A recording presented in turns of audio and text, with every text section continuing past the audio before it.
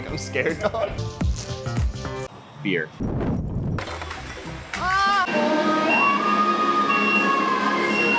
It's so cold. Pan to the left here.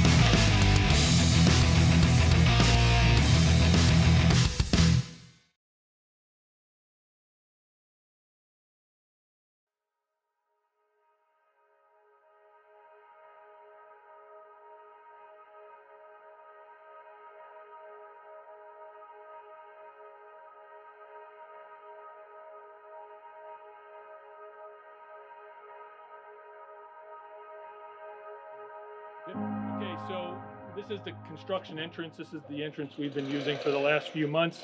We're gonna head in here. This is in between the stable and the original house. Everybody should know the construction began on the house in 1812. It was framed and finished in 1828.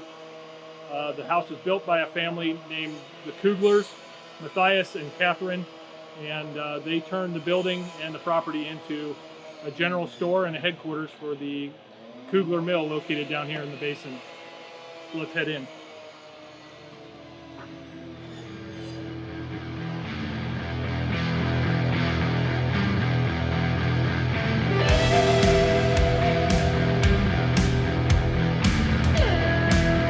When I was growing up, there was, over by the Kenwood Mall, there's Kugler Mill Road. And I just knew that as a road that my girlfriend at the time lived on. And never really thought about what that meant or where it was. And now you realize, oh man, this guy had his hands in everything. And he really connected this area to the rest of the state. The Kuglers established the town. They had the first distillery in the area. They had a grist mill, they had a paper mill. Yeah, as a distiller, it's exciting to be here on Mill Street distilling in the same place they did it 200 years ago. When the Millcroft went up for sale, there were developers who were very interested in buying it in order to put up apartments. Everyone was up in arms. Absolutely not. You don't tear a landmark building that greets everybody who visits coming across the bridge. You don't tear it down, not when it's not falling down. We were in a losing battle to save it. It is a very historical building, lot number 1 of the initial village. So we're very grateful that somebody did step forward and preserve it, because it's as I say, it's just sort of a symbol of our community. The Millcroft Inn is and was a great thing, and it's just another one of those things that people can learn. We would not be Milford without the Millcroft.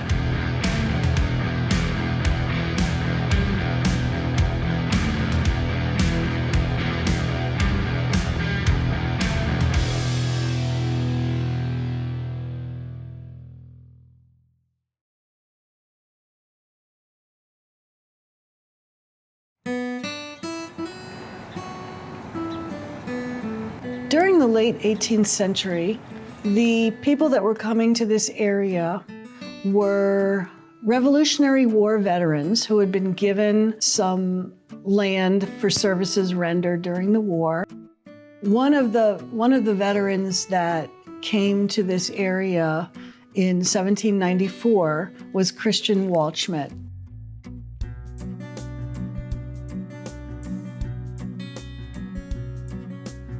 He didn't settle Milford per se, but his group came to the area in what is now Camp Dennison. It was then Germany and then New Germany. It didn't become Camp Dennison until the Civil War. That's what it was called. It was one of the biggest Civil War camps in Ohio. Prior to that, it was called New Germany, and he settled that area, and he had great plans. He built his house, which is still there. It's now the DAR house. It was built in 1804. My name is Darlene West. I am a volunteer here at the Christian Waldschmidt Homestead, which is owned and operated by the Ohio Society Daughters of the American Revolution. Christian Waldschmidt was a Revolutionary War soldier who came to this part of the Northwest Territory after his service.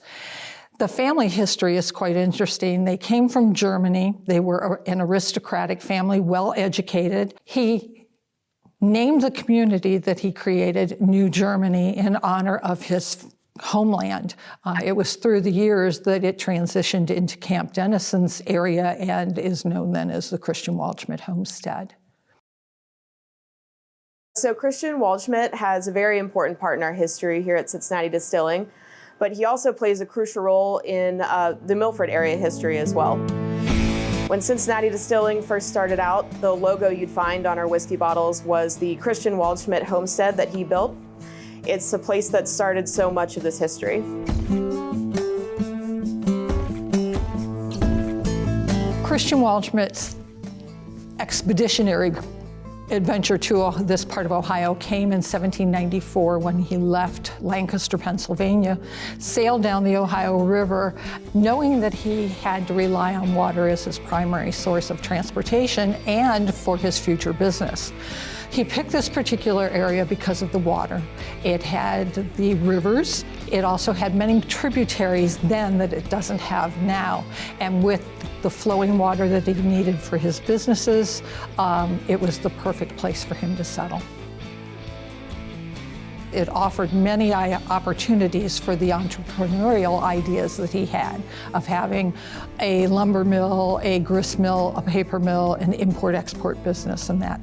So much of the area's history can be traced back to the Waldschmidts because he was such a visionary with so many ideas. He needed others. He needed a community. So in early 1796, he returned for his family and other friends and associates that would join him in this new settlement in Ohio. Chris Waldschmidt, our own family, and 4 other families started to this state on or near the 1st of May, 1796.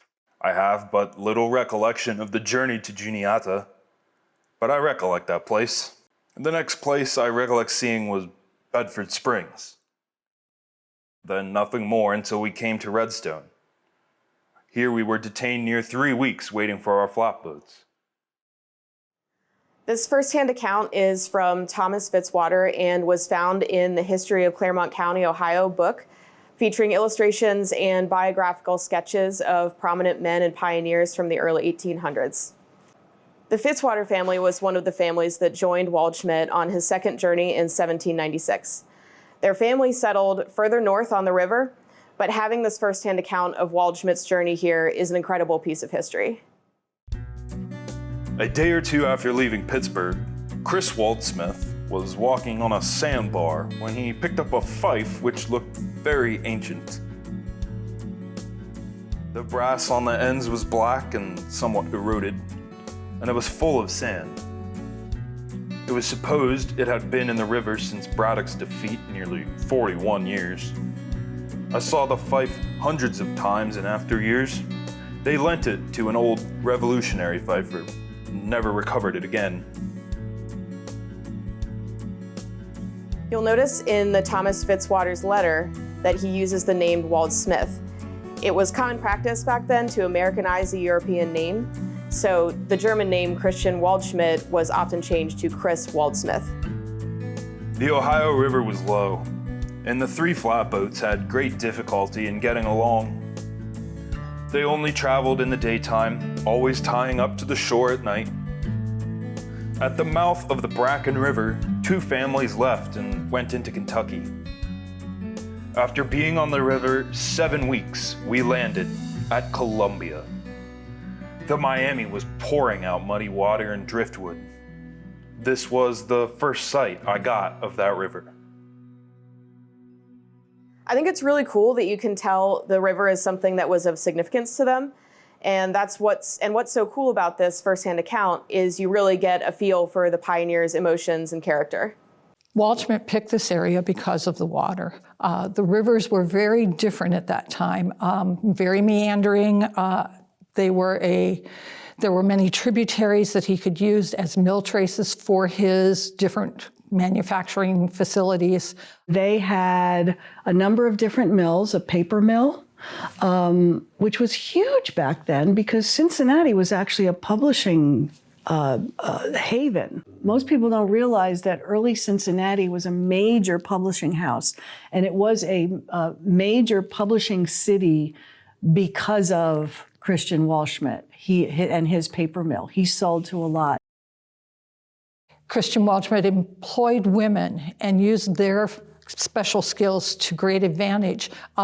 They were all making their own clothing, so fabric that was left over from projects was used in the paper mill because during those days paper was made mostly of fiber.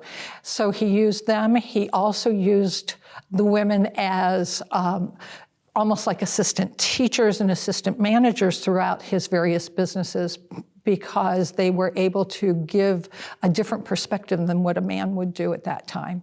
Waldschmidt was quite unique in his approach, especially at the time, the late 18th century and early 19th century. He employed mostly women at his paper mill, and these women also went on to become teachers when he created Ohio's first night school, so his workers could learn to read and write. Cincinnati became the 4th best publishing city in America back then because of Christian Waldschmidt and all these local women. Christian Waldschmidt was probably the first equal opportunity employer that our country had.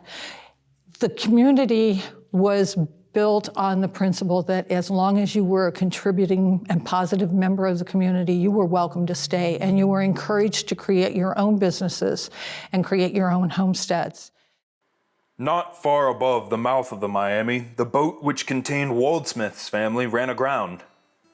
The 4 men and a boy tried to get it afloat that afternoon and into the night, but did not succeed. The next morning, another boat came along. When they hailed the inmates for assistance, this boat landed close to ours, and I recollect seeing 3 or 4 go to the boat which was aground. In 2 or 3 hours, the boat was afloat. About 20 years ago, old Father Durham told me the same story, and further said that Waldschmidt was so pleased to get his boat afloat that he told them he would give them 10 gallons of whiskey for their services. They brought a keg which held 3 gallons. He filled that. It was about the middle of July when we landed at Columbia. In 15 or 18 days, after the Miami got low, we arrived at our journey's end. Waldschmidt went vigorously to work building a mill. Sometime in the summer of 1797, I saw the frame of his grist mill put up. That same fall, he started 1 run of stones and also 2 copper stills for making whiskey. This year, 1797, Matthias Kugler came to the territory. I have heard him laughingly tell about his losing his hat on the river and shoes he had none on when he started. He was landed at Columbia in a skiff. When he arrived in reach of shore, he jumped as far as he could but lighted in the soft black mud, where it was so deep he got mired. After some floundering about, he got to solid ground. He then had 10 miles to travel without shoes or hat, and his legs well plastered with mud. He arrived at his stepfather's the same night. Johann Kugler was the father. He didn't make it here. He died in Pennsylvania en route from the East Coast. But his son, Matthias, came here. He was a young man at the time, and he did begin working with Waldschmidt in his various businesses. At the turn of the century, Christian Waldschmidt had many businesses set up in New Germany, and a young Matthias Kugler begins to work for Waldschmidt, making $8 a month. During this time, Kugler also develops a romance with Waldschmidt's oldest daughter. Christian Waldschmidt had many children. Most of the children who grew to adulthood were daughters. Those daughters married local men once the family got settled here in this territory. Catherine Waldschmidt married Matthias Kugler. The standing joke with us women is that the local men married up because they basically married their boss's daughters. Matthias and Catherine lived here on the homestead, and they had, with their 13 children, occupied one of the smaller stone buildings here on the property. Christian Waldschmidt had 10 children with his first wife, Catherine Bolander. Their first child, Catherine Elizabeth, married Matthias Kugler in 1798. The union of the two families, I can't imagine they knew back then what a profound impact their union of their families would have on the greater Milford area. And for that reason, our historical gallery at Cincinnati Distilling is known as the Kugler-Waldschmidt Museum. Catherine Elizabeth Waldschmidt plays such an important role in the history as well. Cincinnati Distilling even has its own Catherine Waldschmidt bourbon to honor her and her marriage. Knowing that Christian Waldschmidt intended to have a winery when he came to the area and then wound up having a distillery instead, it's kind of a family tradition that has settled in with the Waldschmidts from the very beginning.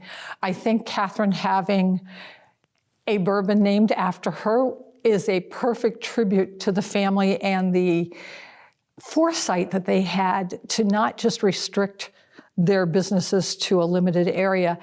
And by marrying into the local families that had already become established, the community just grew wider and wider.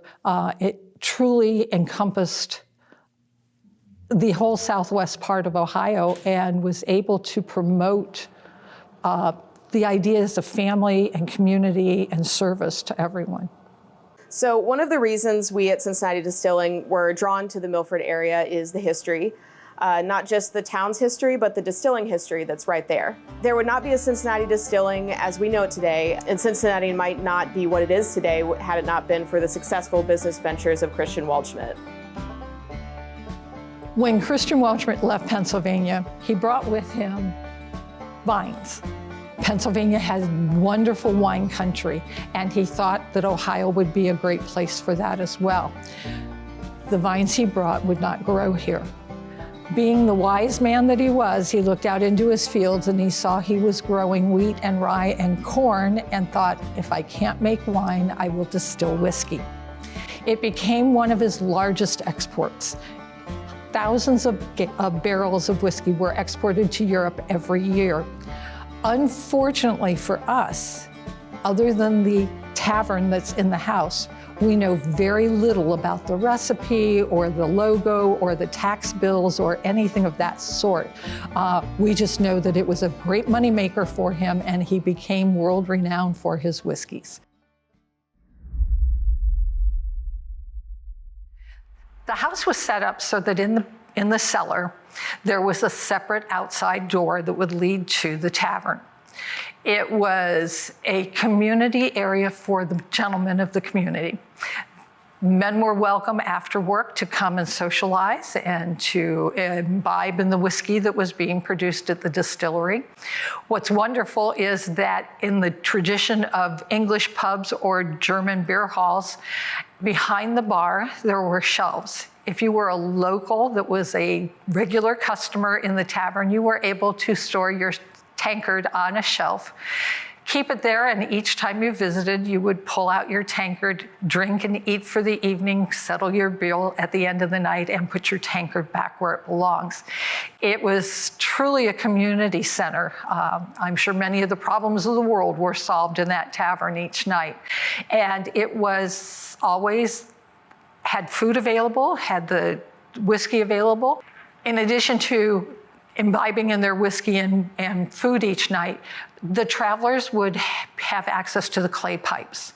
Clay pipes in those days were very, very fragile. They would be filled with tobacco and used. So rather than having to have travelers transport their pipes with them, pipes were available at the tavern. In addition to solving problems, they also gambled. There were games down there that could be played, and gambling was a commonly accepted activity for the gentlemen. It was when coins were used, and the practice of cutting coins into smaller pieces made it easier for the gentlemen to make wagers and not use all their family's money.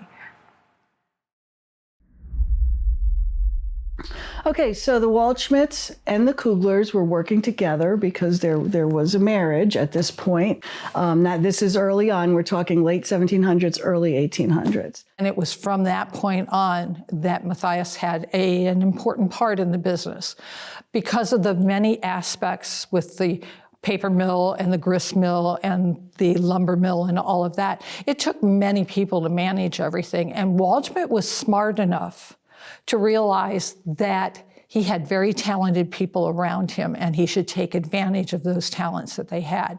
So Matthias was able to get involved with the homestead and all the businesses quite early. Christian Waldschmidt's businesses had really taken off by the beginning of the 18th century. With the help of Matthias Kugler, Waldschmidt enjoyed years of success and expansion operating out of the New Germany settlement. Catherine and Matthias lived here on the homestead grounds. They resided in the small stone house. As I said, she and her 13 children were residing there. We do know that the main house was used mostly for cooking and for entertaining and business, but they were the ones that were kind of the rock of the homestead once Christian had passed away. It was in 1814 Christian Waldschmidt, along with one of his sons, passed away from the flu. They are buried with the rest of their family in Camp Dennison, just minutes from Cincinnati Distilling. Waldschmidt was only 35 years old when he died, but was considered one of the wealthiest people in Ohio. Camp Dennison does have a cemetery. Several of the Waldschmidts are buried there. It was a community cemetery. Camp Dennison, the mustering center, had a cemetery here during the Civil War. That, in 1882 or so, was closed, and some of the soldiers were buried in the Camp Dennison Cemetery. Some of them were moved to Spring Grove Cemetery. Some of them were moved to Camp Chase outside of Columbus. But most of the Waldschmidt family that moved here to this part of the country are buried in the Camp Dennison Cemetery. Waldschmidt passed away in the spring of 1814. The young United States economy was really struggling for the first time ever, now 2 years into the War of 1812. The flu was raging, the patriarch of the settlement had just passed, so Matthias Kugler inherited a lot of responsibility at a time of great uncertainty, all the while raising a family of his own. Being one of the older children of Catherine and Matthias Kugler, John was able to assume responsibilities at a fairly young age and had a great impact on the homestead. John Kugler was one of Matthias and Catherine's oldest sons. Matthias became so busy, he made John a partner in the business in the mid-1820s, and they called themselves Kugler and Son. Matthias was the director of the Little Miami Railroad that was being built at the time. He had also just inherited so much booming business, it was crucial that John stepped up and began managing things. John became his partner. John Kugler became his partner, and they ran all the businesses in New Germany. They had many businesses up in New Germany, can't call it Camp Dennison yet, and they had the first distillery in the area, they had a grist mill, they had a paper mill, and then 1828, almost everything burned down. The Kuglers, resilient as they were, came down to the nearby Milford village to rebuild the business enterprise with the little capital they had left. And that all started right down by the Little Miami River at lot number 1 in Old Milford.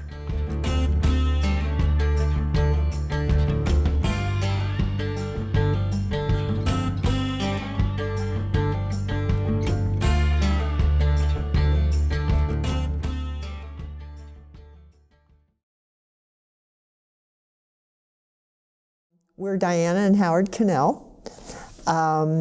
We have been a part of this historical society since it began in 1967. That was even before we got married. I remember going to the Millcroft as a very young child, but we had our rehearsal dinner at the Millcroft, and then we went back and had our 25th anniversary dinner at the Millcroft. My mother's father always said it was so comforting when he came home at night if he had to come in from the city to cross the bridge and there was a Millcroft Inn and he knew he was home. He said, this is a good thing when you have something that speaks to you like that, when you come into town and you feel, well, I can take it easy now, I can relax, I'm back home.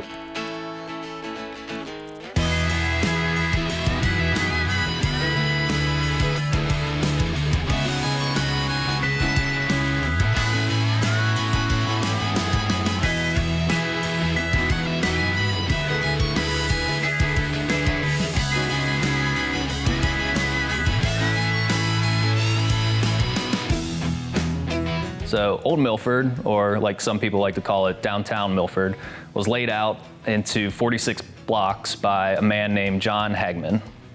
Hagman acquired over 60 acres of the original survey from some of the first settlers in the area and named the village Hagaman's Mills. But by the time the Kuglers came to town, Hagaman had moved on, and folks took to calling the village Milford. 1788 was the first survey of this area. John Nancaro was the surveyor. He had dreams, but he wasn't very good at raising or making money. So he soon came into financial difficulty and started selling the survey land off. One of the people he sold to was a Reverend McCormick. McCormick was the first settler. He was given 1,000 acres for his Revolutionary War services. Reverend Gatch purchased property from McCormick. McCormick was the first one here, and then was like 1797 or something. He showed up here around 1792, 1797. He sold out a lot of it to Gatch. Much of the original survey was sold off, quite a lot of it to the Reverend Philip Gatch, who sold some of that land to a man named Ambrose Ransom. Ransom then sold the land to John Hagman, who laid out 3 streets parallel to the river and the first 46 lots. Lot number 1 was the biggest lot. It was the most prominent lot. It was the first thing you would see when you entered the town, be it by fording the river, or which was the way they had to do it most of the time. But yeah, it was the first thing you saw, and that's why it was lot number 1. That's why Kugler wanted it too. Well, too, yes. Well, and it had the structure that was started on it, which he, of course, improved enormously and turned into the Millcroft. Lot number 1 was started by Pearson brothers, the Pearson family. They also ran into financial difficulty as they were building, and they went bankrupt, and they sold it to the Kuglers. And it was that lot along with some other lots. It was a package deal. It was the area where the mill race was built. It was that whole area. Well, Mr. Kugler, when he came, he bought it with the partially constructed house on it. He paid $12,000 for it, which is, I can't even begin to tell you. But that was, yeah, that was a lot of money. I don't know if somebody was holding a gun to his head. Nope, he saw the potential and knew what he wanted to do. Matthias at first had it as a living quarter and a store. And then John got married, and he gave it to John, and John turned it into just a home, and then it became the Kugler Mansion for a number of years. But it did start out as a residence plus a store. This is the main living area for the family on the first floor. Best we understand, this was a general store split in half. So we had living area on one half and the actual store and business on the other half, which we'll walk to. You'll notice our guys have taken the ceilings out We're going to remove all of the utilities, all of the HVAC is being replaced. We're taking all the walls back to their original form on this level. So we'll have kind of a view into the past, and we'll renovate with that in mind, trying to do our best to keep this as historically accurate as possible. So let's take a step forward.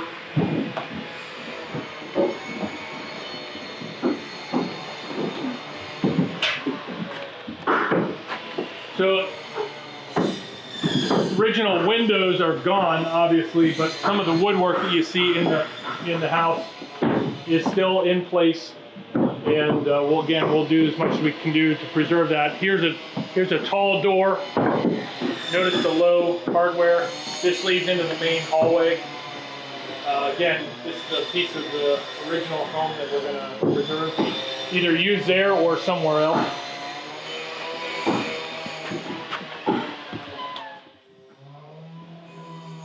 This is what we believe was the original general store and front for the Kugler Mill operation. And the Kugler, the businesses in general, one of the dead giveaways is this split door. And if you see on the back of the door, you have a service counter.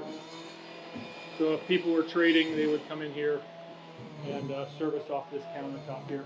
Now, the wall that separates the two rooms wasn't here originally, so it was conceivably a much bigger office space with a wide array of services and products that somebody that was here could attain. So it was really vital for us to restore the property back to its original form because it's meant so much to the community. This lot has been the cornerstone of the Milford community since 1828. When the Kuglers moved to Milford after the New Germany fire, they basically set up every mill they had in New Germany. That included the grist mill, the distillery, the paper mill. So everything was rebuilt. To the left of what is now Water Street was a mill race, and that afforded all the mills the power that they needed to produce their products. They were very, very involved in everything. They were very smart businessmen. They knew exactly how to build the area up. They really did. So in the 1830s, Matthias and John Kugler are working together as Kugler & Sons. And it's John who's taken over and become the director of businesses. John Kugler is the one that's responsible for taking the business to new heights, transforming the Milford area along the way. John Kugler was the most influential person in just about in Milford history. All the enterprises, the mills, the stores, the distillery. I mean, he had it all going. Yeah. And he knew he had it all going. Very successful entrepreneur. Never missed an opportunity, I'm certain, to, what's that old saying? Discover a need and fill it. It's pretty remarkable how much influence John Kugler had on the area and how much that was expanding over the years. In 1842, he became the director of the Little Miami Railroad. He was also serving as Milford's second postmaster and as a trustee at this point.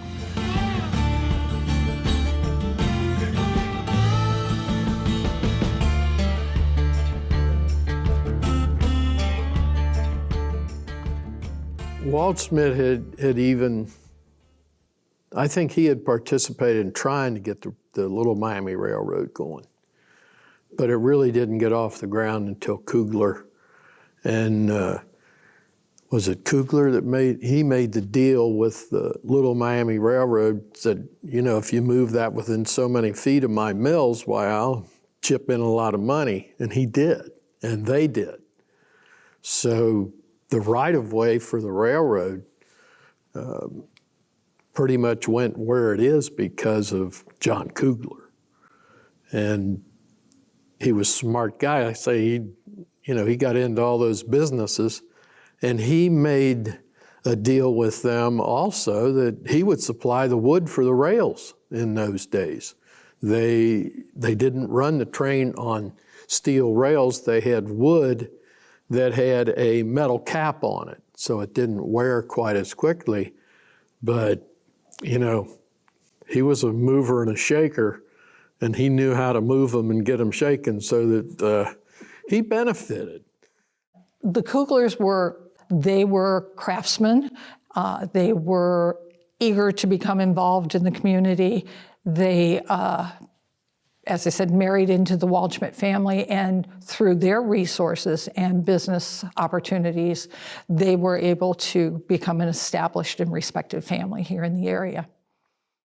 There was not much of anything in Cincinnati that John Kugler didn't have his hands in, and that includes Porkopolis. At one point, John Kugler owned all of the present-day South Milford. Over 1,500 acres was used for farmland, which included pigs and cattle. They were part of the Cincinnati pork business. That is part of why Cincinnati is known, because of what we did out here in Little Milford. But at that point, if you go back into the early 1800s, Milford became as big as it did. We consider it a small town today, but it really isn't. It wasn't back then. It was a pretty big, bustling town. And it was basically because it was so close to the river, and you could walk the river, you could ford the river. And it also had the through route of Route 50, which had just been built in the early 1800s. And that was a major road from Cincinnati to Chillicothe. Very, very important. So it made sense that Milford grew as it did in the 19th century. But as the community grew, so did the Kugler business enterprise, and this led to John being very wealthy. Well, and it was due to his industry, and with all the mills and things, that Milford got the first covered bridge to span the Little Miami River that was paid for by the state of Ohio. It was the very first bridge that the state legislature got the funds and paid for, because Milford had become such a hub of commerce. He made a huge impact on the growth of Milford, and his wealth was enormous. He was the main guy. John Kugler was a sight to behold. He was a very domineering gentleman who commanded attention just by his stature. He always had his top hat. He always rode the finest and fastest horses. He loved to ride the horses, and that's how he traveled from business to business. When you think about all the different things they did, he would have been overseeing, he would have been involved in the government as he was. So their days were very, very busy. Whether it be him riding up to Chillicothe for government business, or going out to his farm to make sure everything was, being run properly. They were one of the wealthiest families, for a time, the wealthiest family in the county, and they lived it. Well, John Kugler was a very busy man. He ran lots of businesses, had a lot going on. So he had a lot of horses that he used to get around, and he was very proud of those horses, and he built a stable to store those horses, and he was very proud of those.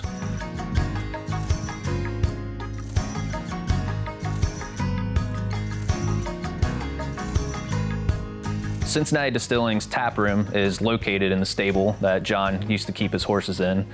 So we thought it was really cool to pay homage to that fact, and that's why the Cincinnati Distilling logo has the horse with the carriage.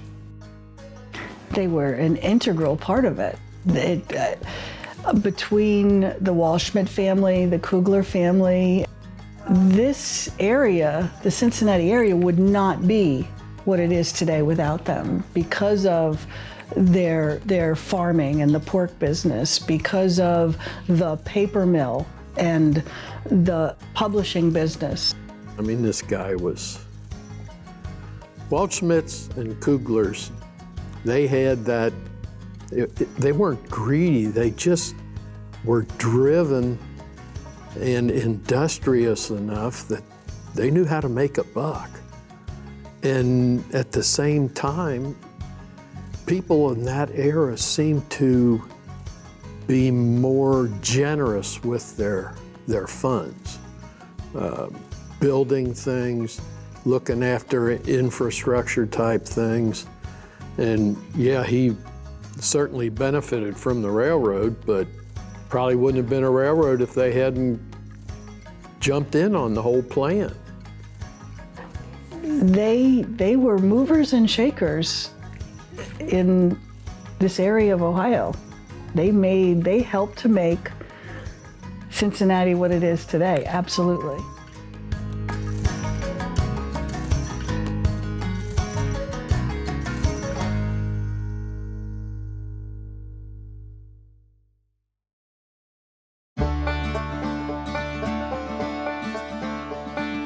When the Kuglers moved to Milford after the New Germany fire, they basically set up every mill they had in New Germany.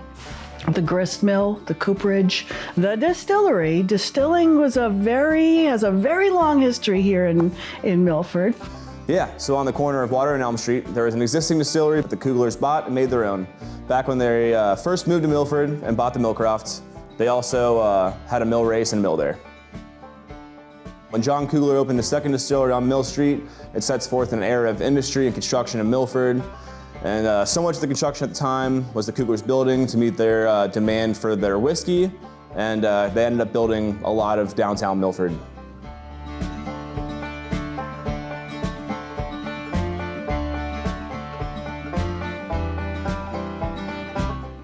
Hi, my name's James. I'm the head distiller here at Cincinnati Distilling. Yeah, as a distiller, it's exciting to be here on Mill Street distilling in the same place they did it 200 years ago. It's a great community and it's a great historic location to be able to create great whiskey at again. When somebody comes into the distillery for the first time and they're sitting there by the stable enjoying some of our whiskeys, I hope they make the connection with the past that I make when I walk through the building. It's almost like a connection with the Kugler family and the city of Milford that it's like being a part of history.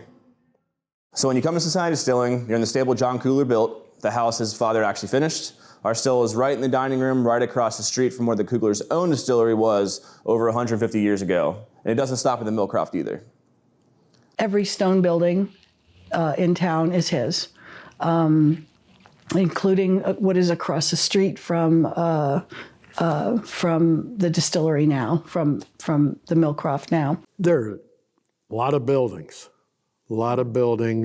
that were due to their enterprise. The Millcroft Inn, catty corner across Water Street, is a building now that's known as the Milford Mystery Library. And that building was one of their endeavors. The building to the southeast of the Millcroft Inn, that building was something that they built. The building immediately to the east of that building on the south side of Mill Street, I'm certain that they had something to do with the construction of that building. The row houses were actually built for his foremen, for his workers. And there was an interesting story about that, the row house area, which row house gallery, that's the row house we're talking about, as well as on the side street, which would have been the corn. That was turned into a hospital during a cholera epidemic in the 1840s. And several people passed there because it was a raging epidemic. But he mainly built it for his workers, that area. He built a lot of buildings in town. The building at the northeast corner of Mill and Main Street, the records show that building was part of Kugler's enterprise, had something to do, there was a cooperage in that building for the distillery. So there are 1, 2, 3, 4, there's at least 5 buildings. So a lot happened to John Kugler in the 1840s. He built so much during this decade, the distillery has taken off, and he's becoming very wealthy. But he also loses some of his family in this decade. His first wife, Matilda, passes away in 1840, and years later, John's mother, Catherine Elizabeth Waldschmidt, passes away in 1846. Catherine Elizabeth Waldschmidt was 64 when she passed. She was survived by her husband, Matthias Kugler, for nearly a decade before he passed away in 1854 at the age of 74, a long lifespan at that time with an immeasurable impact. So John Kugler does remarry in 1842 to a woman named Rebecca West, and this is when the Millcroft house ceases to become a general store and residence of John Kugler, and it turns into the Kugler Mansion, and I do mean mansion. Before John and his wife moved into the house, they took their honeymoon to France, and they brought back some amazing pieces from France that we have in this house right now. There's downstairs. So they were quite wealthy. They were quite well off. At the Historical Society's house called the Promont, they have some furniture on display that John and Rebecca got in France while they were on their honeymoon. He was a very wealthy man, and a lot of the wealth was now coming from the distilling. I'm really surprised at how popular distilleries were. I guess there weren't a whole lot of things to do except sit home and have a nice drink of whiskey or something by the fire at night, because every town that was of any size just about had a distillery, and some of the bigger ones had 2 or 3. One of the big reasons that whiskey was so profitable back in the day and so popular, it was a great way to be able to take your grains for a year and be able to store those for a longer period and be able to transport them much easier. The reason for that is it would take around 2,000 pounds of grain to make a 50-gallon barrel of whiskey, so it's much easier to transport that 50-gallon barrel of whiskey. Another reason that it was a lot more profitable to grow whiskey than it was grain is that there was a big demand on the East Coast for spirits at that time, so it was a lot easier to sell that whiskey for a much better price than it would be to sell just your grain to other local consumers. It's important to remember nobody in the Milford area had been practicing the craft of distilling whiskey longer than the Kugler-Waldschmidt family, and they were extremely smart businessmen. John especially had that eye for entrepreneurship, and he owned an immense amount of local farmland as well. You could see why Kugler would have easily transitioned from farming into distilling. So the distillery business, I don't think it was any different then than it is today. You get into the distillery business, you got a good product, you're going to make some money.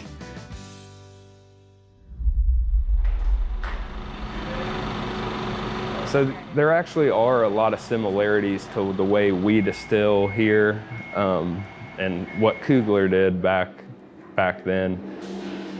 Do a dance, James. We're in the same location, and the main thing is we're using the same Ohio grains.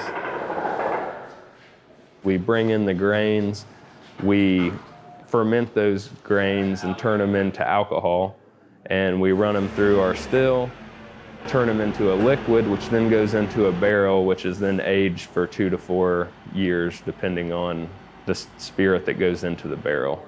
What is the spirit There are some differences. We have a little bit more technology than they did back then. We're able to distill our product a little cleaner, where we got a lot more options as far as grains available to us and things like different barrel finishes and other spirits as well besides just the whiskeys. We have a pot hybrid column still here at Cincinnati Distilling. That gives us the ability to run that still in two separate ways. We can run it as a pot still, and we can keep a lot of the character that we get in those grains that come through in the whiskey with that type of distillation. We also have the ability to run it through the column portion of the still, which is what you see sticking up through the floor if you're eating at the restaurant. There's plates in there that are basically mini distillations for every plate you see. So that allows us to run other products through there like vodka and get a very pure product through it with very minimal taste besides the alcohol. One of my main hopes for the future here at Millcroft is seeing all the different variety of whiskeys that we're going to put out, all the different barrel finishes, all the different time lengths that they're aged. There's going to be a lot of cool things to come. At Cincinnati Distilling, one of the things we're most proud of is being able to produce such a wide variety of spirits at the premium craft quality our consumers expect of us. So the new still at the Millcroft is only going to elevate that further, and we're seeing the results of that already. Developing the Milford Reserve line was a lot of fun. It was a challenge too. We took some different older whiskeys that we had aged at our facility. They gave them a little different characteristic than what we got from some of our stuff in the past, and we hand-picked those to commemorate the opening of the Millcroft. Doing things like the Reserve line, the Catherine Walshman bourbon, and the Camp Dennison whiskey are really important to us because it really gives an opportunity for a real rooted connection to the area we call home, and it helps tell that story. Camp Dennison was created through the efforts of John Kugler in the early 1860s, 1861, 1862. The war effort was starting to step up. So in the early 1860s, John started working with the government to create the Camp Dennison Mustering Center.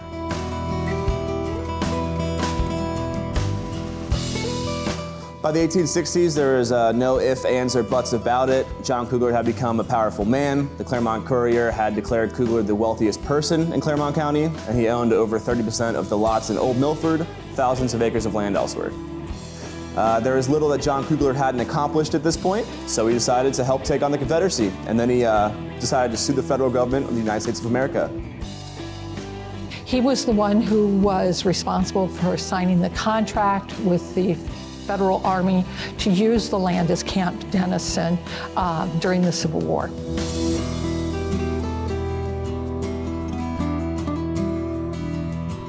He was the one who, along with several other families in the area, leased about 500 acres of land to the government.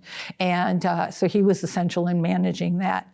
One of the things that made it such an appealing piece of property was the railroad was here, the water was here, it was easy to move troops around, and he realized that he had a prime piece of property that the Army could use. And it was a way of his supporting the war effort as well. Camp Dennison was a large facility for the Union Army, a facility ordered by Cincinnati native William Dennison, who was governor at the time. John Kugler being a postmaster, trustee, railroad director, and all that he was very connected. So he facilitated that deal with the government for the land, much of which he owned.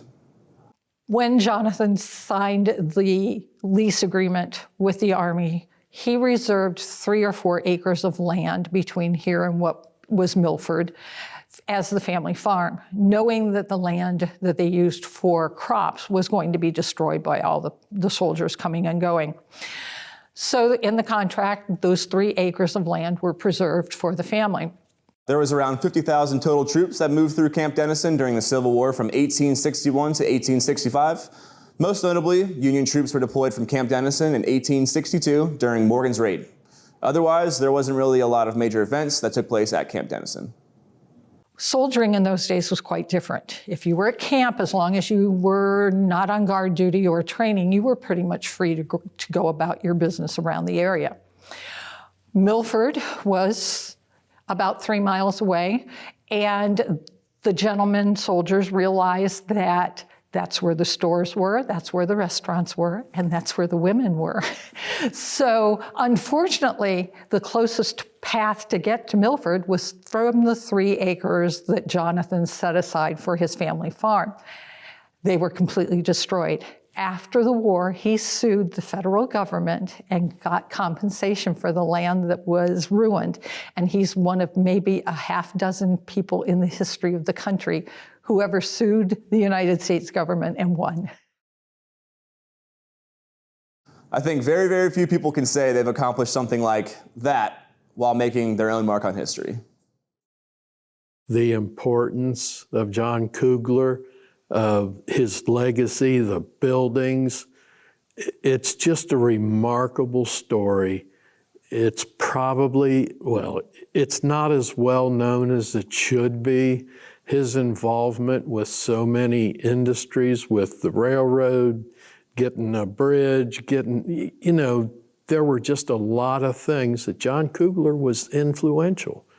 And his impact, can't be disregarded. It is substantial, and everything that's here demonstrates that. Yeah, because he built solid buildings. I mean, they've obviously withstood the test of time. They've been here for 200 years. But he was a generous man. He cared enough about the town and the people in it to do things that benefited everyone. And not every place was that lucky.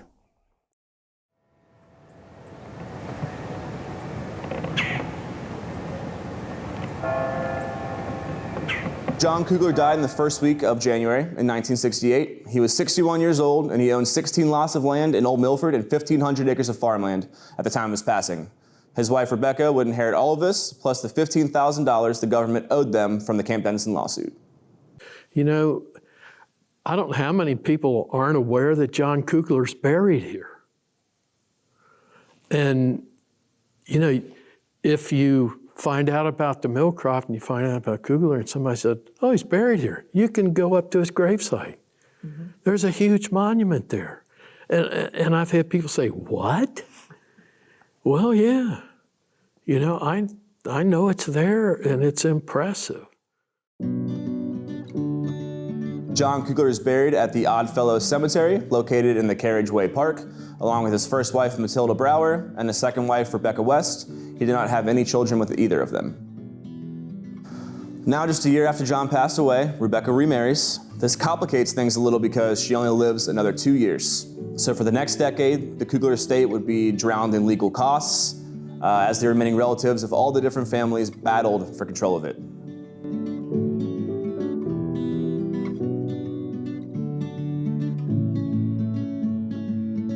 So, yeah, the guy was, I don't know that there's really been, there have been some other influential people in town and they have built buildings. I just don't know that any of them were as influential as John Kugler was. I think the others came along and said, this is a good place. Kugler's got something going on here. We'll get on that bandwagon, we'll build some places. And there's some nice buildings on Main Street, and they have names on them, of people that built them. But yeah, John Kugler was the main man. And I don't think there's anyone that would dispute that knows anything about the history of Milford. John Kugler's immeasurable impact lives on today in many ways. His buildings are still standing, his distilling traditions are being carried on, but mostly of all, he is survived by the community and by the people of Milford. And it's clear that in Milford, those roots run deeper than you can imagine.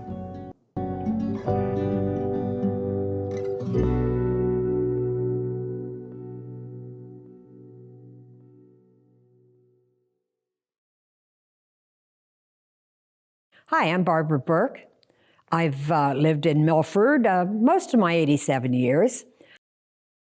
I'm very active with the Mystery Library, otherwise known as Milford Public Library, but we only have mysteries. And I've been a longtime member of the Milford Historical Society.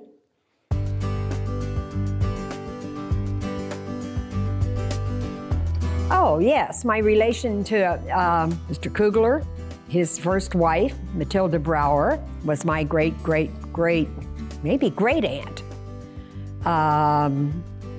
She was his first wife. When she died, then he married Rebecca West. I guess he married up because he decided that he would redo it as a grand manse.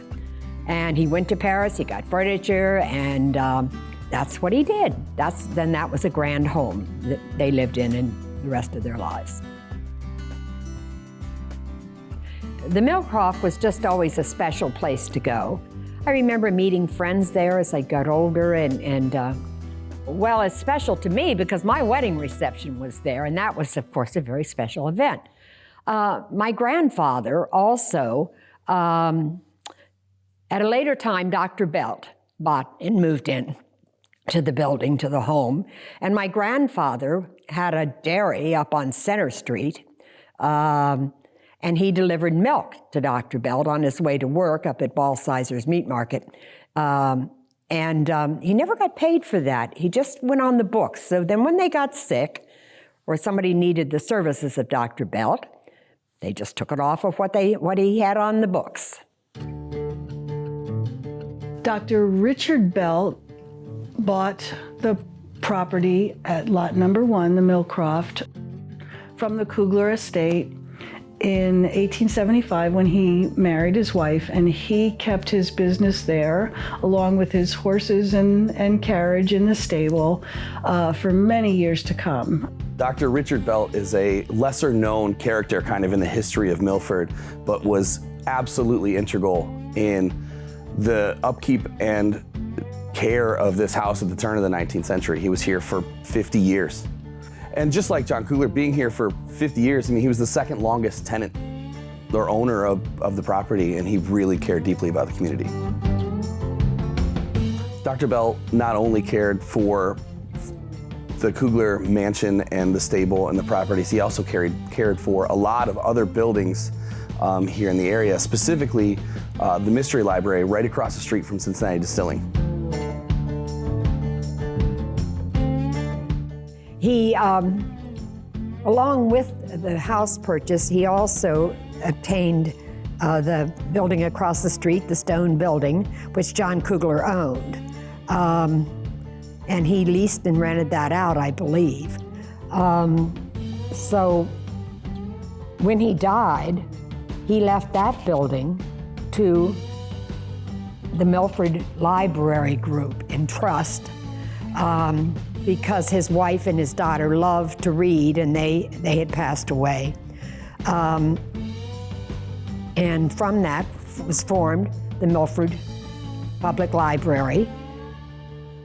And the library stayed there until they outgrew that, and then they moved on. And the trust that it was left to said that there always had to be a library there, and that's why we have a mystery library. So there's a library there.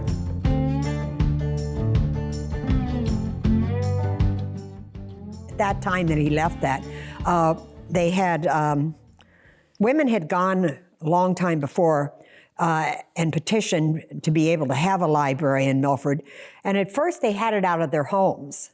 And then they were in this building. They had a little portion of this building. And so Dr. Belt had rented to them. And so when he died, he left the whole building to them. The Mystery Library do such a great job for Milford. They provide for the community under an agreement made by Dr. Belt in a building built by John Kugler. It's amazing to think about the totality of all that history. It speaks a lot to Doc Belt's role in keeping the Kugler legacy alive, and it all ties back to the Millcroft property. So a summary of maybe the Millcroft might be in order. It was unfinished by the Pearson brothers. They went into bankruptcy. The Kuglers bought for a little bit. Matthias had it as a residence and a store. Then he gave it to his son John when John got married, and it became the Kugler Mansion, and it was all a residence. And it was Kugler Mansion until John Kugler's death. And then Dr. Belt bought it in 1875, and it was a doctor's office until the mid-30s. Dr. Belt died in 1930, and then another doctor took it over for a few years after that. And then it became a tea house, a restaurant, the Millcroft for a long time, into the 20th century.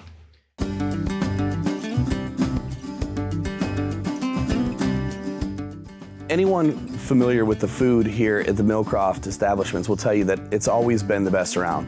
No matter what rendition, from the Millcroft to the old Millcroft Inn to now at Cincinnati Distilling, the food has always been top-notch at lot number 1 in Milford.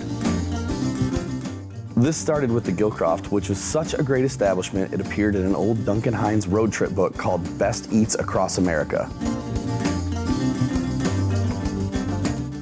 Most recently, the Millcroft kind of became known for fried chicken. So when we got a hold of the old menus that were here, that was number 1. We knew we had to do a great fried chicken. Folks have always been very fond of the businesses that have come and gone from the Millcroft property. But it wasn't until 1939 that it became known that this was a restaurant. Our owner, Mark Stillreyer, and I actually sat down and we went through some old photos together of events at the Millcroft Inn.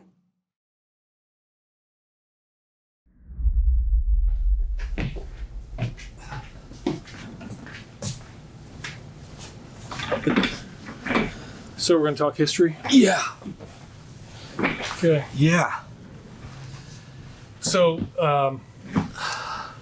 I don't have a script in front of me, but I think the interesting part about this whole process has been the outreach that we've made and received back from the community about whatever they could bring forward in the last 4 or 5 years has really been helpful for us to pinpoint certain, restoration cues on the house and really fully understand, what the thing was really doing at different eras, what purpose it was serving. So, I don't know. We've gotten a lot of help.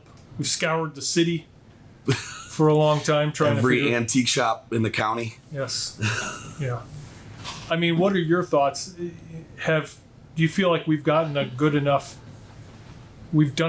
job on the restoration to honor what it was? The feedback that I've gotten from guests and tours that I've given have been all positive and all gracious and full of gratitude about the effort that we took to maintain the grounds and the facility and to tie in the modern that we had to have to operate the way that we need to while preserving the history.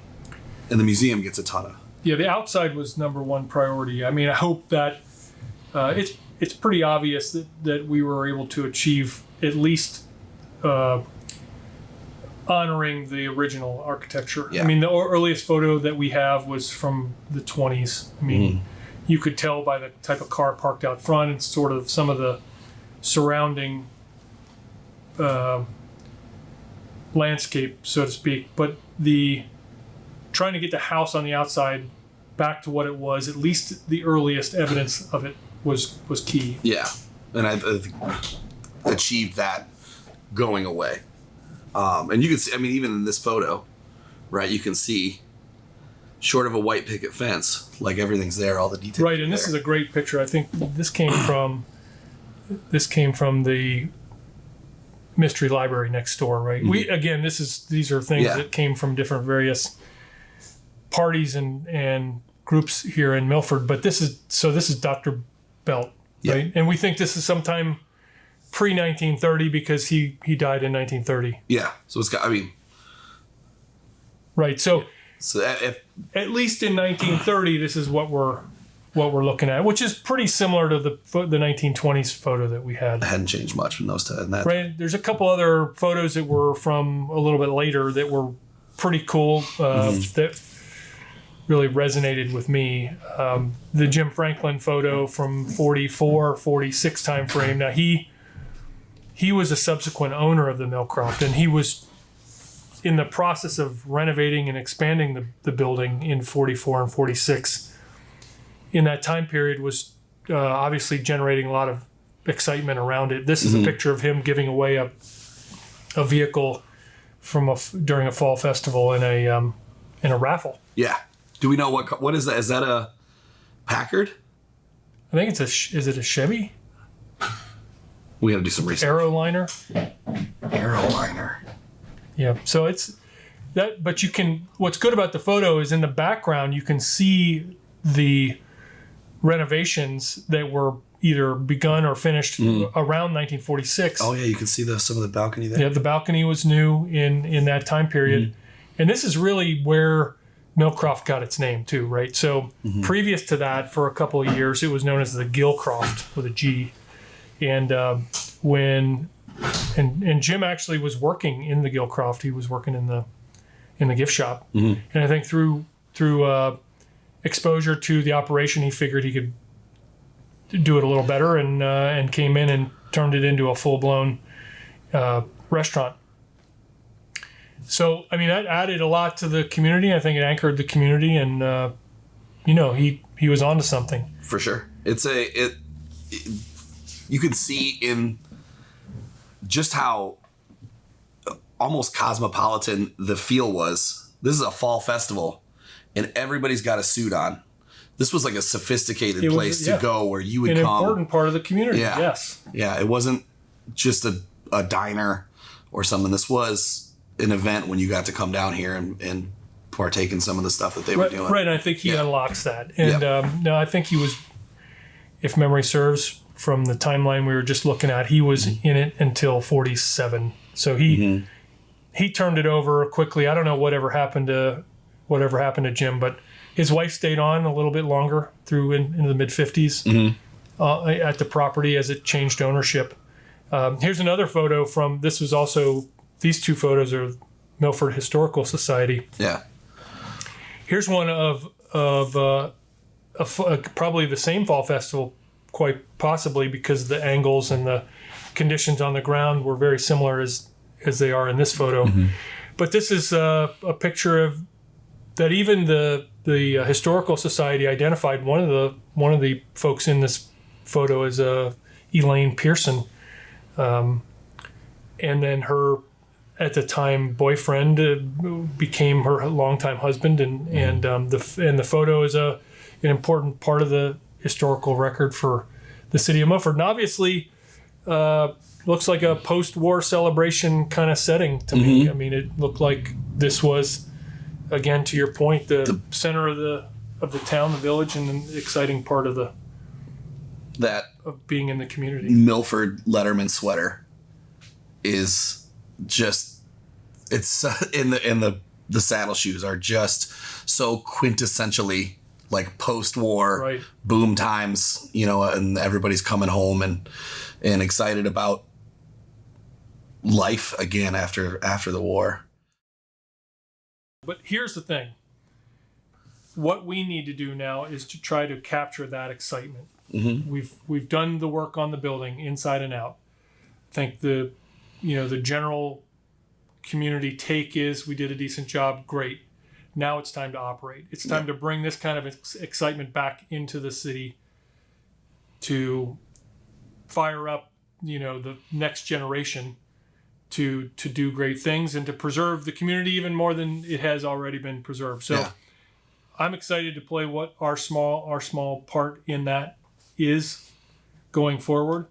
I think you have to work with the rest of the folks in the community to do what we can to raise it up. For sure. That's the game.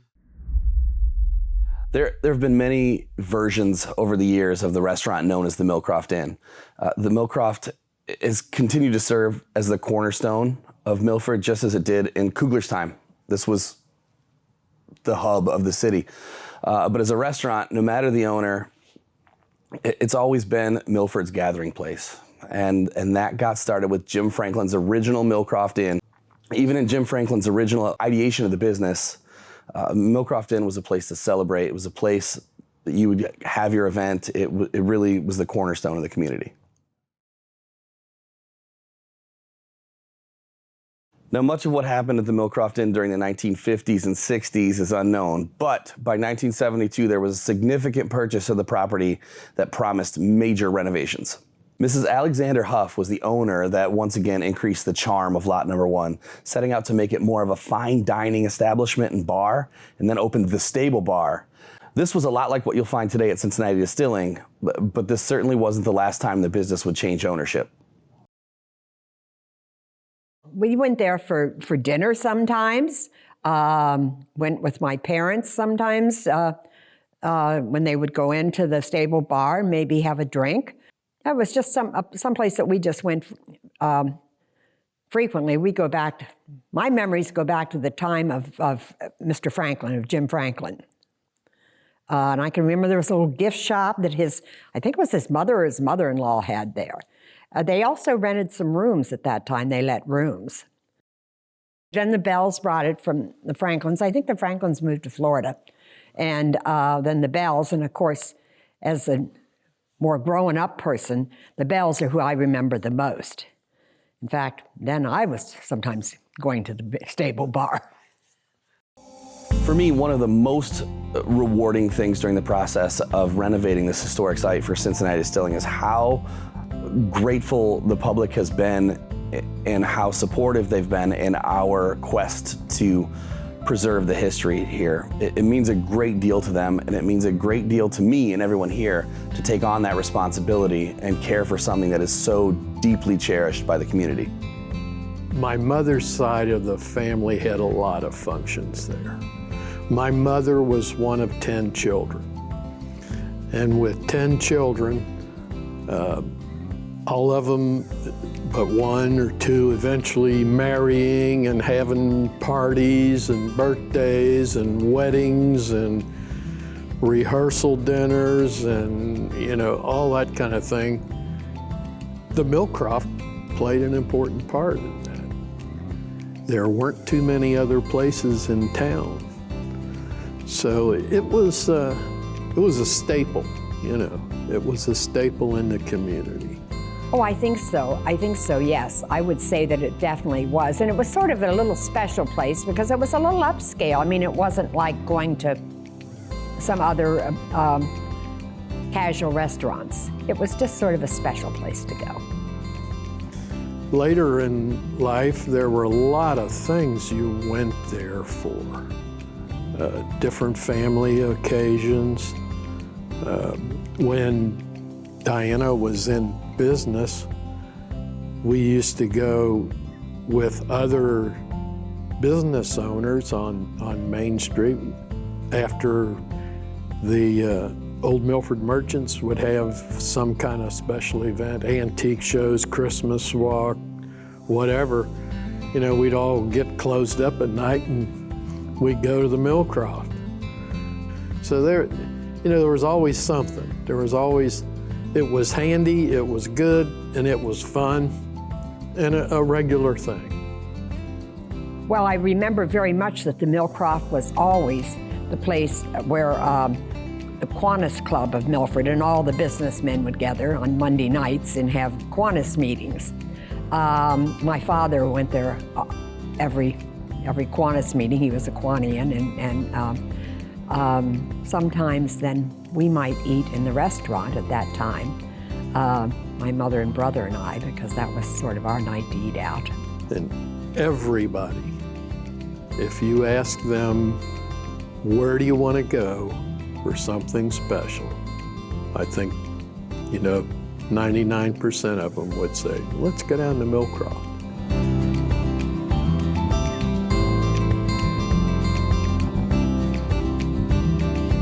I was speaking to someone the other day who remembers going to the bar as a child and, and sitting at the bar with Dad, and for her to be able to go in and have a drink in that same spot as where she was with her dad, oh my gosh. I mean, that's precious. That's what history is all about.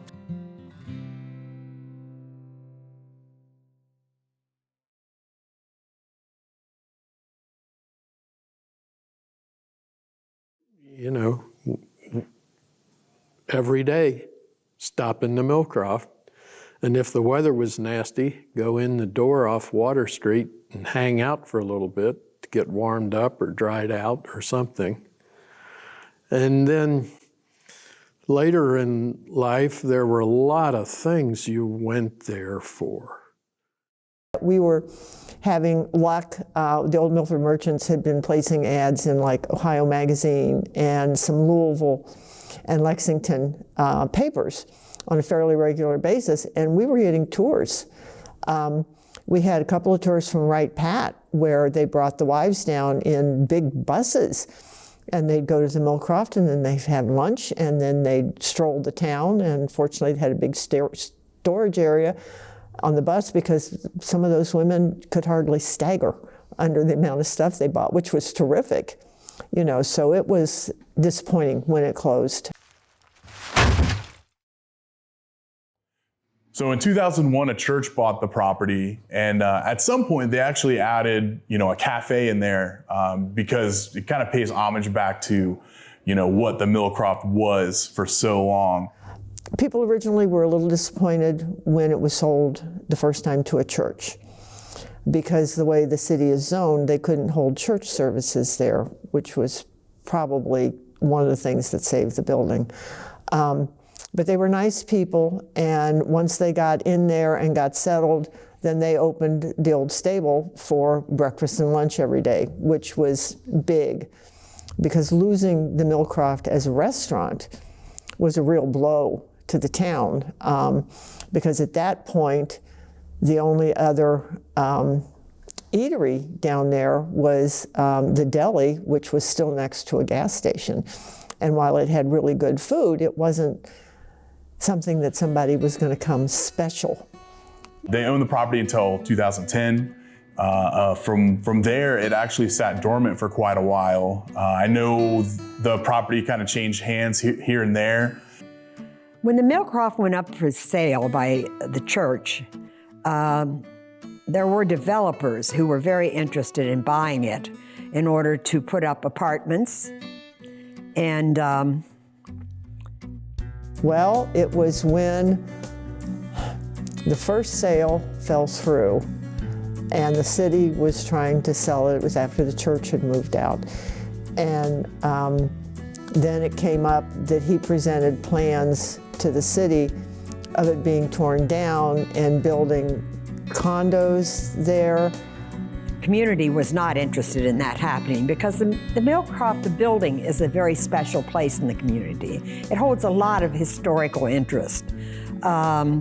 So when the builder went to council to present his plans, the village of Milford went to council, well, city of Milford.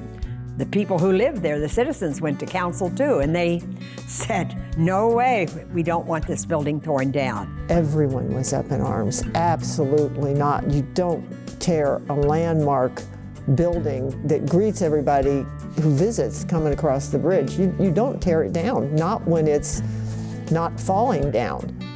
So we're very grateful that somebody did step forward and preserve it, because it's as I say, it's just sort of a symbol of our community. We were in a losing battle to save it.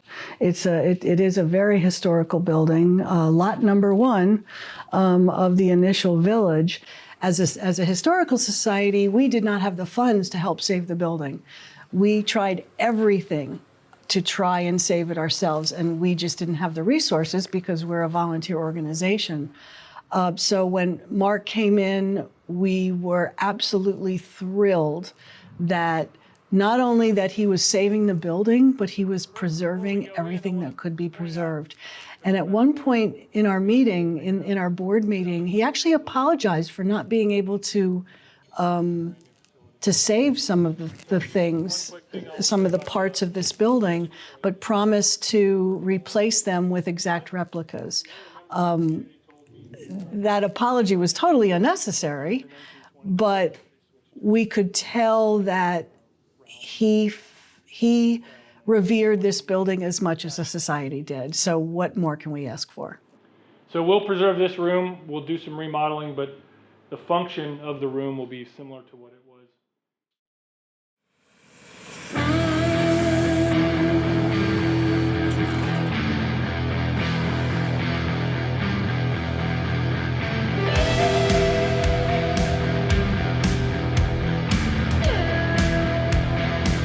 First of all, I've been in the building, I've had a tour, and I was already awestruck when I saw the wall.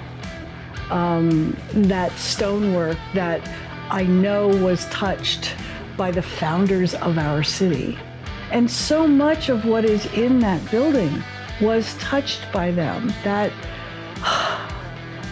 I'm not sure, Josh, I don't think he realized how in awe I was of just being in that building.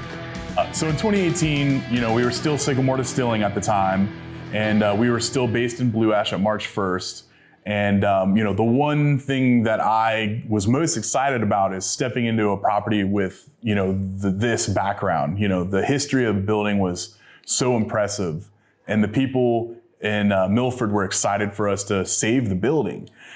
So whether it was a random citizen who came up to us, historical society, people, the mayor, city council people, like everyone was so excited for us to step in and save this, beautiful historical property. And preserving that history kind of became priority number one. We wanted to, make a cool place that, people wanted to enjoy themselves, eat, drink, kind of be a community meeting place. But at the end of the day, it's all about the history of that building and what it means to Milford. Actually, I remember the day that Mark, the owner, walked into March 1st Brewing when that's all we had, right? It was just March 1st Brewing. It was Sycamore Distilling at the time. We had our small tap room in the back, and I remember he walked in. We were eating lunch, and he's like, "Hey, I bought a building in Milford." So I am one of, maybe only like 4 or 5 people in the company that have been here since like day one. So starting at ground zero was like really cool. And with the history of a building like that in Milford, and they say the wood is older than the country is, basically. The history kind of had a big part. So when I first started trying to promote the projects and get the word out there, I reached out to my buddy Ronnie, who used to write for Cincinnati Refined, does a lot of freelance stuff. And he used to explore abandoned buildings with Queen City Discovery. And I'm like, "Hey man, I got an abandoned building for you to take a look at that's not going to be abandoned for very much longer." So he came out, checked it out, and that was kind of like the kickoff of the whole project, is kind of preliminary, kind of press. Yeah, so I was here in either January or February 2019, and Josh from March 1st had invited me out. I had written a lot about historical places in Cincinnati and old abandoned buildings, and so we decided to check it out. And I was doing a freelance assignment at the time for Cincinnati Refined. And it was really just it felt like an old funeral home, like half old house, half old restaurant. Very cool, but definitely very dated. Water damage here and there, grass overgrowing in the courtyard, things like that. But you could definitely see the potential of it. And coming here today, it is dramatically different. I mean, it's really cool, but you could see the potential back then of what it could be. And I could definitely see that vision. But this is beyond what I ever thought was going to happen with it. Cincinnati is, at least in the history I've written about and the things I've toured and explored and kind of covered throughout my career, it's mainly been about beer, which, I love beer. Beer's great. I love local beer. There's a lot of great local breweries. But I've never really seen anything with distilling. This is kind of the first, at least in my career, that I've seen someone's truly honoring that history of Cincinnati distilling more than just beer. So this is a very unique place. When I first came across that bridge, I've been to Milford several times since we originally photographed this place and toured it. But that very first time coming in, it was like, oh, there's a cool old building, an old house. Now you come in, there's this big glass entrance. It's tied to the historic stone. There's a rooftop bar. It pretty much makes a statement right when you come in. it's elegant. It's classy. It looks good, but it definitely looks new. It's breathing some life into it. So when you pull in, you know, like I know from just having been in Milford, there's all kinds of great things here. But right when you pull in, you're kind of greeted by the first one. It's a great statement piece. So it's very hard not to like the roof the best. I mean, being able to see the river, kind of look over. It's a very cute town. Milford's wonderful. But from a historical sense, I think what I really dug was being down in the basement, the newer basement, and how it's connected, seeing where that stonework lines up, or down in the stable room, and seeing where that wall once was, but the original stone's still there. There's all these little nods to it. And even in the event space, you can still see the old roof and chimney like it's combined. Like, it's nice because it's still got some modernism to it, and it definitely feels new in here, and the natural light is great, it's bright, it's airy, but there's all these little like hints of what it used to be. All right, whenever you're ready. Hey everybody, my name's Mark. We're here this morning at the historic Millcroft Inn site, where today we've just started the demolition phase of the construction project here to renovate this into the Sycamore Distilling new headquarters. My name again is Mark, and I'm here with my media crew, Trey and Josh, and we're going to take you through the building and share with you what we know at this point about the site historically, and try to have some fun while we're doing it. So come on. Okay, so this is the construction entrance. This is the entrance we've been using for the last few months. We're going to head in here. This is in between the stable and the original house. Everybody should know the construction began on the house in 1812. It was framed and finished in 1828. The house was built by a family named the Kuglers, Matthias and Catherine, and they turned the building and the property into a general store and a headquarters for the Kugler Mill located down here in the basin. Let's head in.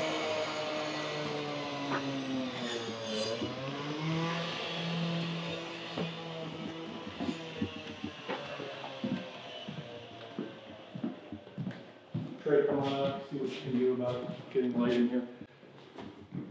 So we're standing in the part of the building that we're going to remove here in the next couple of weeks. This actually has served as a restaurant for as much as 70 years, most recently known as the Millcroft Inn.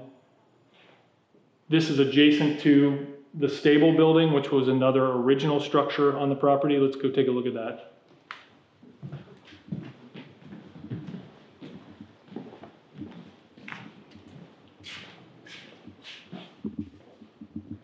Up until recently, this was a coffee shop. However, as you can tell by the decor and some of the structure around the inside of the building, it very easily could have served as a stable. From the outside, you can see the hayloft doors and other signs that this at one point did serve as a working stable. In fact, we believe that some of this paneling structure you see off to your right, Josh, was actual infrastructure for the horse stables themselves. It was repurposed in one of the renovations in the 70s as paneling for decor in this room. So before we decided what to do here, we took inventory of everything that was in the property. We're going to, in this particular room included, and a lot of that equipment and furnishings we're going to reuse in the final remodel. A lot of you will recognize this room. This is part of the adjacent structure between the stable and the original house. This served in years as dining area as well as discotheque and party room. We're excited about this room, not because we like what we see here from the outside in. So this stone wall from the original outside stone wall will be preserved in the new construction. This room affords us a pretty good view of what that's going to look like. So excited about that. Other than that, this will become what in the new construction will house the main still for the distillery. We're in the main foyer of the house. Again, stripping back some of what had been renovated, trying to get a feel for where the structure is, what parts of the structure are going to need to be shored up, and also to help document. There were no, at least available to us, there were no electronic drawings when we purchased the building. We've been documenting this and measuring and developing those electronic drawings ourselves. In order to do that, we had to cut back on the fuel and manual. We're going to step into this room here. You can tell, as best I can tell, we can tell that this is original, is the profile of the wood on the sides, the exterior. This was previously an exterior wall, and some of the woodwork is pretty identifiable as original. As we step up here, got a slight elevation change. We're going to give you a look into what was at one point an exterior wall that we've peeled the drywall. Believe it or not, it was originally lath and plaster. Now, over the years, through renovations, construction crews have stripped the plaster and lath off and put drywall on. That's kind of making it a little bit easier for us to demo. But you can take a look at some of these timbers. This one, for instance, these are nominally 3x6, and this particular one here goes from the basement all the way to the upper trusses. That we're going to do our best to preserve. But notice the notching that the construction back in the day included in how it connected the different floors and joists and columns. Really excited about what we can pull out of here. Some of these wood columns and beams are over 300 years old, which of course predates the country. So it's important for us to do our best to keep as much as we can out of this.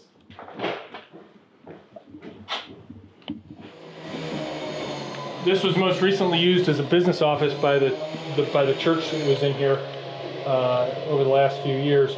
If you pan left here, Josh, you'll see the safe.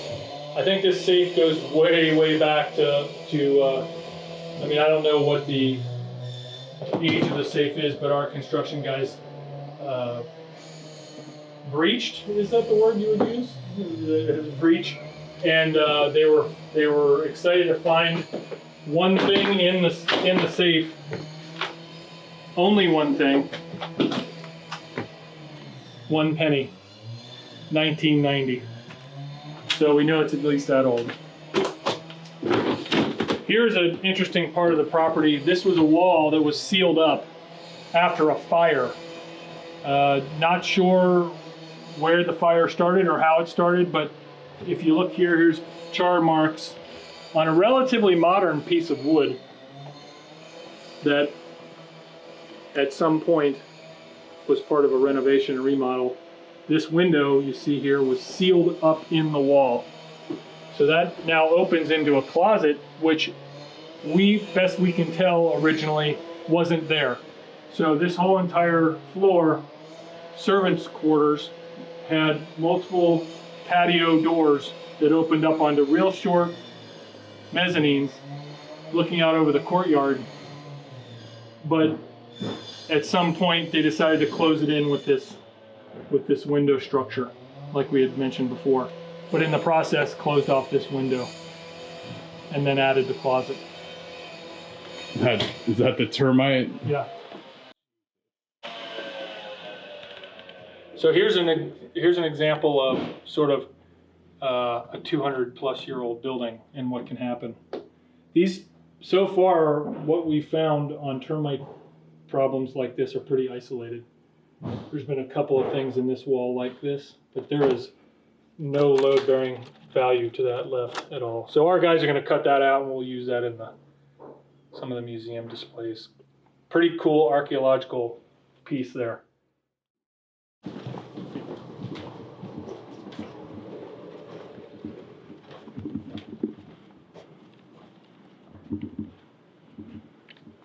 So as Josh pans through here, you'll see some of the things we're saving.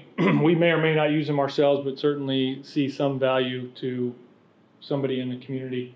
We're also using this as a staging area for artifacts that we find in the ground. For example, here's a couple of things that we found just putting in the construction fence, digging the post holes for the construction fence, we found a number of items. Sitting here on the sign, obviously, that's more of a modern piece, but that looks to be part of a chisel, hammerhead chisel. This is looks like a finger hinge. This is a big bolt, maybe off of a carriage, and a couple other older bolts. These are exceedingly old. They look original to the construction process. Here's a piece of the wood. You can see the notch carpentry that they use. That was probably up in the attic based on the cuts on that side of the wood. That's probably similar to the roof pitch. And then some square nails. These are handmade square nails. If my history is right, sometime in the 1920s or 30s, they switched to a regular round style of nail. So finding these goes back at least the 18th turn of the century. So we'll preserve this room. We'll do some remodeling, but the function of the room will be similar to what it was in the last iteration of a restaurant.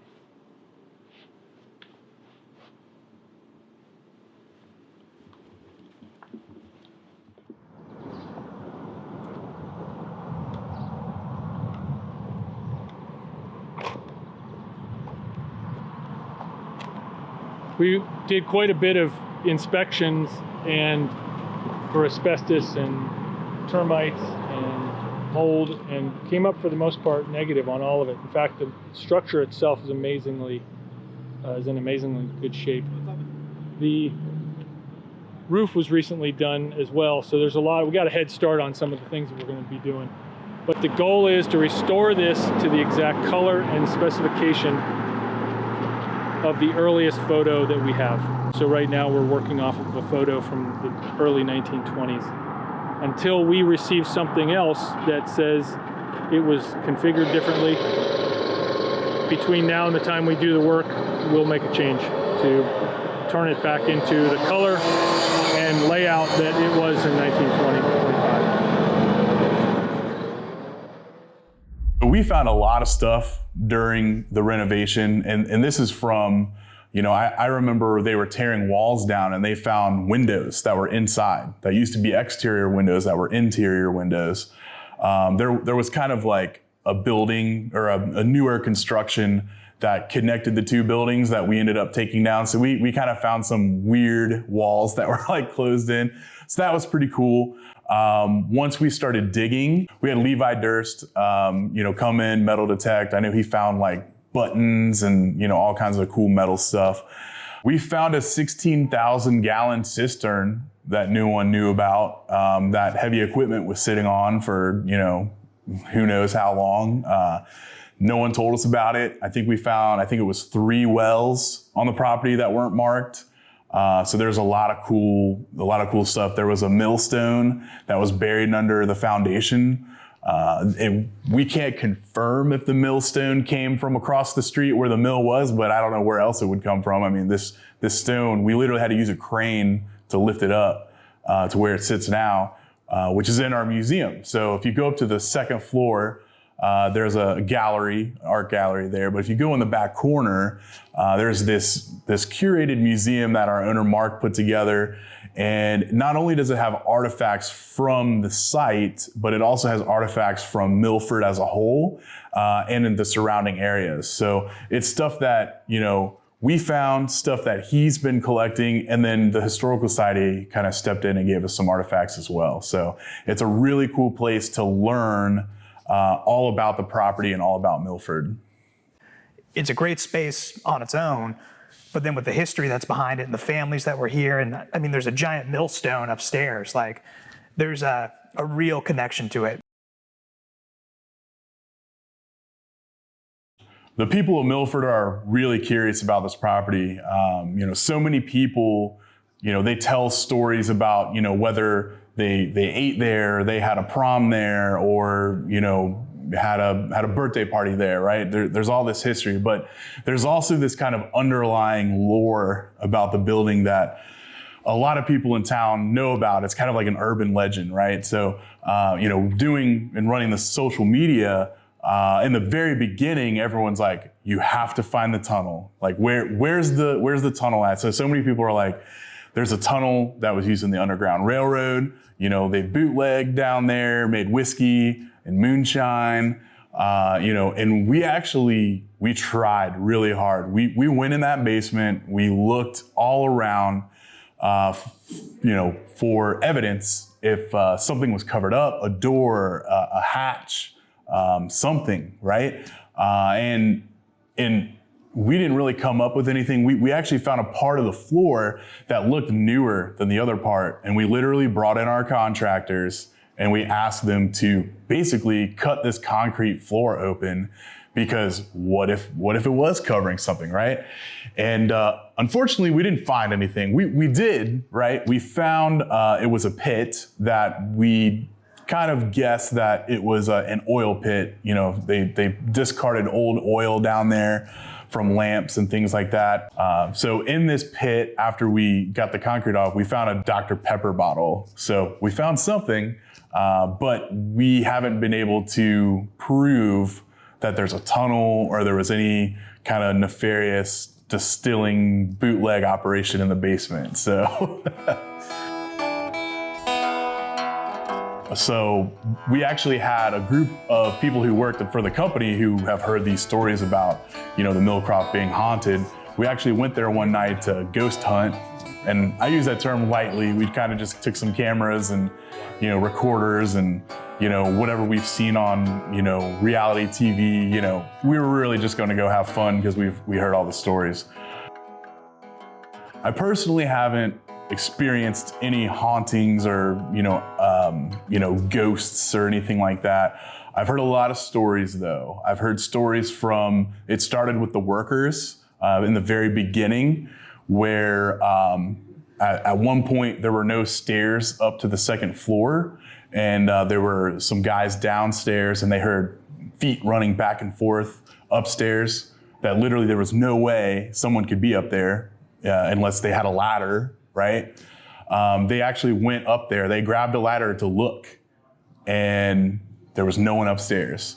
There are stories about, you know, pictures and paintings tipping over, falling off of walls when there was nothing there to, you know, affect that. Other than us joking around and, you know, scaring each other, we didn't find anything that night. But since opening, people have seen things, right? There's 3 ghosts that we've heard of. One of them we think is Dr. Belt. He kind of hangs out on the second floor. One of our managers saw him and kind of got spooked and ran away. There's a lady in the basement that's I think it's really just kind of like a torso up. She's wearing, you know, old kind of like a ballroom gown or something like that. But people have seen things. People have seen things. People have heard things. You know, I think I've heard footsteps, but you know, I don't know. I don't know what to think. So, is it haunted? I think it is. There were a lot of challenges. I mean, the process started in 2018, and when I say that, we're talking, we bought the building, and it takes a year to put drawings together. There's a lot of red tape that you have to kind of go through with a historical building like this. So construction didn't begin until 2019. So we kind of tore down the middle part of the building, kind of sat for a little bit as we prepared to work on the rest of the building. And then we were hit with a global pandemic. And I'm sure people out there know, you know, you have to imagine it's hard to, you know, get work done during something like that. We continued working through the shutdown. You know, we were allowed to an extent, but, you know, it was hard to get materials, it's hard to get labor.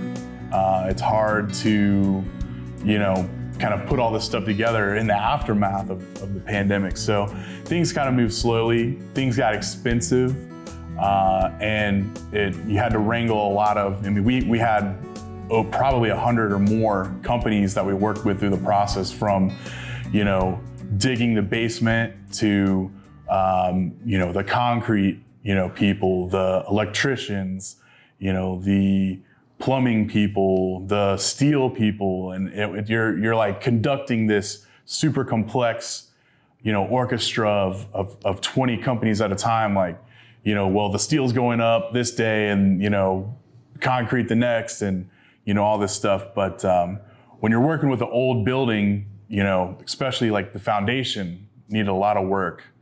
That whole building was built on sand, basically.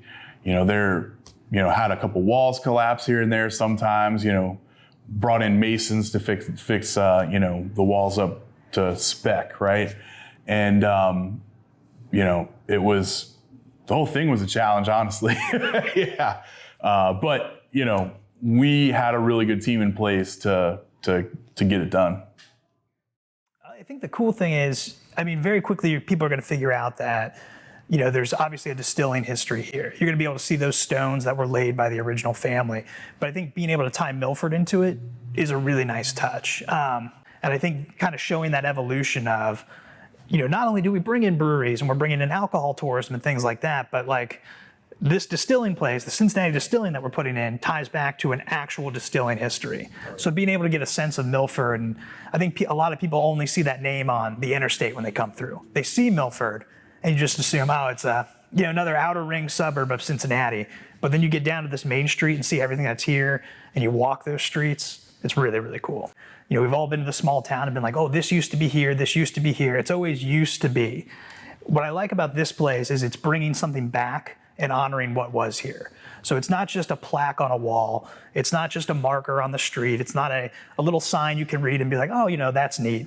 You can come in here, not only are you getting great spirits and great beer and great food and having a good time, maybe you're catching a game or you're up on that amazing roof, but you can actually stand on that roof and see where the whole history lines up. So not only was there distilling here, but the millworks were over there and the barrels were made over here. You get that kind of full experience. And it's not like, this isn't like Disneyfied. This isn't fake. No one like made this just to be like, oh, this is what it used to be like. Like, this is it. You can touch it and feel it. Like, it truly is not just a tie back to the historical sense, but it's like a continuation of that story. So it's not just being revived, but like truly continued. With the community so excited for us to come in and save this property, we couldn't afford to kind of, half it. We had to do it well, and we wanted to do it well. We wanted to do the best we could to preserve the history, of the project. And we're proud of it. I hope the city of Milford is proud of it. I think they are. I hear it very often, and I'm very thankful for all the people in the community who come up every day. They tell me, they tell, the managers, they tell their servers, I'm proud to say that, I'm part of Cincinnati Distilling. I'm proud to say that we stepped in to save this building.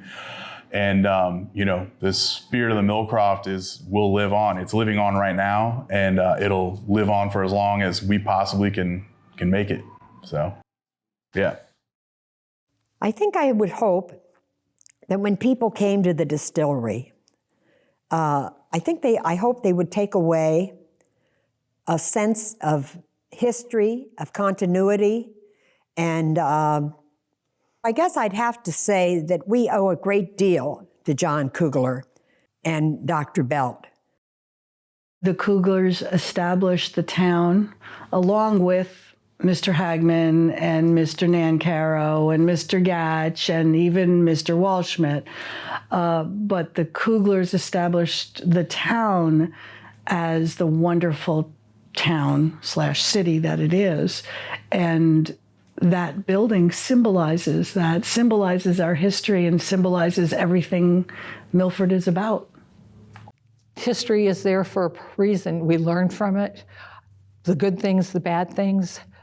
I think because of our relationship here at the homestead with the Kugler family and the development eventually of Milford, we're a significant part of almost the prequel to the story. If it weren't for Christian Walschmidt and this homestead, a lot of what happened eventually in Milford never would have happened.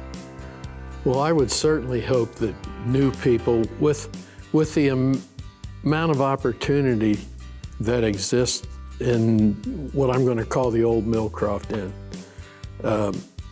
the business that's in there now, I hope people connect with that that those things are all successful, and they discovered the museum portion, some of the history things that are going on, and they grow an appreciation for the community and the history, you know.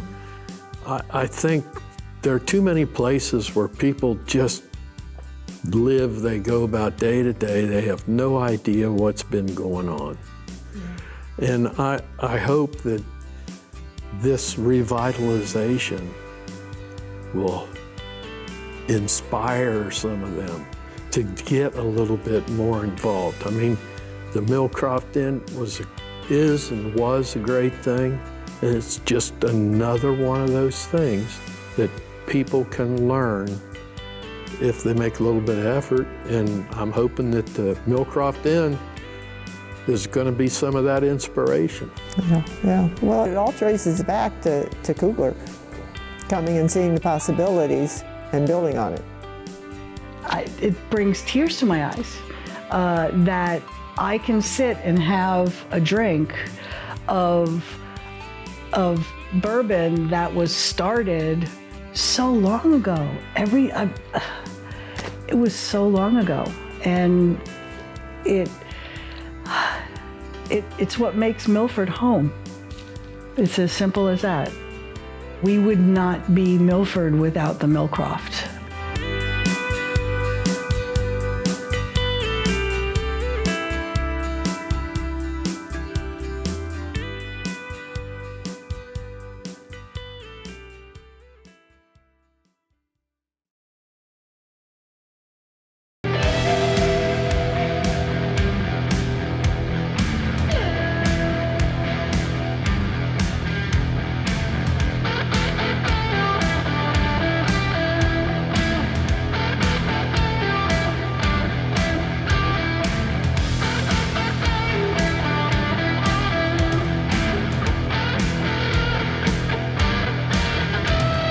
When people walk into Cincinnati Distilling at the Millcroft, I just really want them to experience seeing how we preserve the history and also see it as a place to gather with friends and family and just enjoy great food, great drinks, and just have a good time. When people walk into Cincinnati Distilling at the Millcroft, I want them to experience and see for themselves all the cool architecture that's in the building, from the river rock that was used to build the stable to the wood pegs that are holding up the main house. I want them to see that. I want them to see all the new stuff that we've built, the big copper still that's popping up out of the basement, the rooftop deck that has awesome views of the whole city. My goals are to keep honoring the tradition, to put out good liquid and a good environment for the Milford community, and just to keep doing what has been going on there for forever. It's been crazy to see all the history that's been in the site and all the history we've been able to preserve while kind of building things back up. When people walk into Cincinnati Distilling at the Millcroft, I want them to experience our passion for preservation. I want them to experience our passion for spirits, our passion for food, and our passion for service. It almost gives me, I have kind of goosebumps thinking about it. You know, this building is still standing to this day, and this family, the Waldschmidts, had such a huge impact on this area, and you are reliving it by drinking, you know, a bourbon that they made whiskey right there too. I also want them, obviously, to experience a good time and enjoy themselves, but the history is what I want them to experience more than anything. 3, 2, 1.